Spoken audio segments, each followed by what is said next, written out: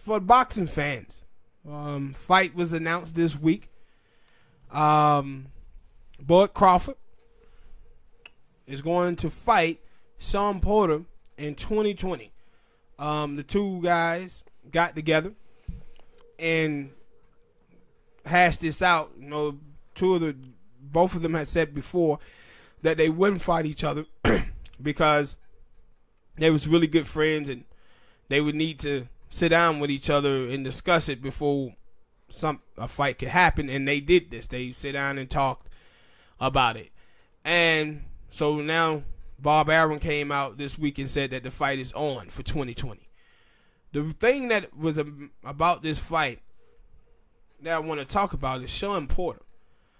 Man, Shawn Porter just came off of a loss to Errol Spence, and he going right back in. But it wasn't like I guess that's the thing though, because when you talk about that, like it wasn't like it was just a bad loss. Like yeah, but Shawn Porter, like there probably would be some people out there who were like, yo, I had Shawn Porter winning the fight. Yeah, but my thing, I guess you're saying big top fighters. Yeah, but for him, a lot of people would try to dodge certain fighters. They try to make it, you know, take a couple easy fights and then take a big one. Easy, big one. You watch Shawn Porter. When Shawn Porter is done boxing, we're going to sit and look back and say, yo, he fought all the best guys in his era. In his time, he fought all of them. Cause he coming off of this loss. You think he want to go in there, take on an easy opponent, get a win, get a little bit more confident on this side? Nah, he going right back in with Bud on this one. Cause I want to say the fight that Bud in tonight, I don't know who the heck that dude is. Yeah, and you know, and that's the thing, you know, where Bud gotta get to, and that's why I think Bud accepted this fight, because this fight is coming on national television tonight with Bud, not pay-per-view. Bud still are not having pay-per-view fights. And he got to get to that level where he can start drawing people in and become a pay-per-view star. Especially because how everybody talks about him. Yeah, how everybody talks about him. But then you see Manny Pacquiao. Manny still doing his numbers. Now you have Errol Spence, his fight with Shawn Porter was on pay-per-view. Keith Thurman then had a pay-per-view bout with Manny Pacquiao. So Bud got to start getting his name out there so he become a pay-per-view star. Yeah, even the Cholo brothers or pay-per-view. I thought that new pay-per-view with them. I thought that fight with Tony Harrison. This probably be. I don't know 100% if this one is a pay-per-view, but normally they fight on regular PBC TV. But they got to start getting that going.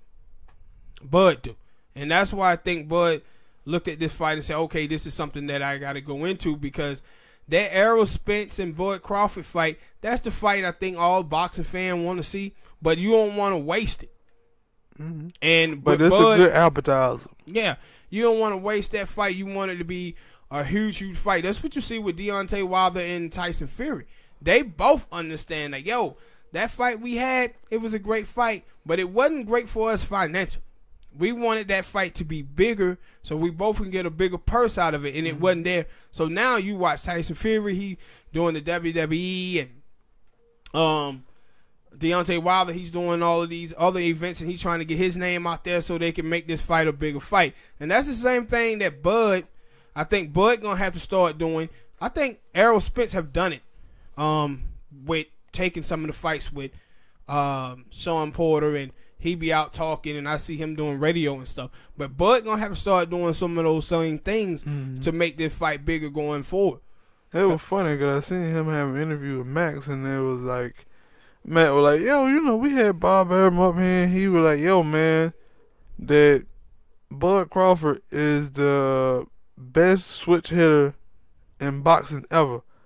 And Matt was like, I was like, whoa, he going a little too far. And Bud was like, wait, so you saying he ain't telling the truth? And he got mad, like, wait, so what you saying, he ain't telling the truth? And he was like, no, I ain't saying that. What I'm saying is, it's a lot of switch hitter boxers that was out that came out, and he just saying, no, he put you over all of them. It's 100 years of boxing, and he's saying, no, you is the best out of all of them. And I said, he got defensive real quick. Like, hold on now, you know what I'm saying? He the best. Yeah, but and see, I think with Bud, I think that he had the star power. It was growing, especially right after he had beat Gamboa. It started brewing, but then it kind of tailed off a little bit. And I think he gonna have to recapture that, and not just recapture it. He gonna have to get bigger than it was before, for them to have this mega fight coming up. And Shawn Porter can help him get to that spot. But I also believe, we're gonna have to see what Errol Spence is gonna do going forward. But I think that this fight, though, next year is gonna be a good one. And tonight fight, see, he got to just come out and watch the guy tonight. If he does, I'm predicting a March or February fight. Yeah, I think he's going to have to watch this guy tonight in this fight. But it's going to be a tough fight. And also, from the fight last week with Andy Ruiz, Anthony Joshua didn't win in, fantastic fashion. But the thing is that he didn't even get a full week to just sit back and celebrate it, because the WBO came out and gave him a mandatory opponent already, saying, no, you going to fight this dude. And I'm like, well, Anthony Joshua was in there talking about fighting Andy Ruiz's next fight, but the WBO came out and said, no, we want him to fight this kid from Russia.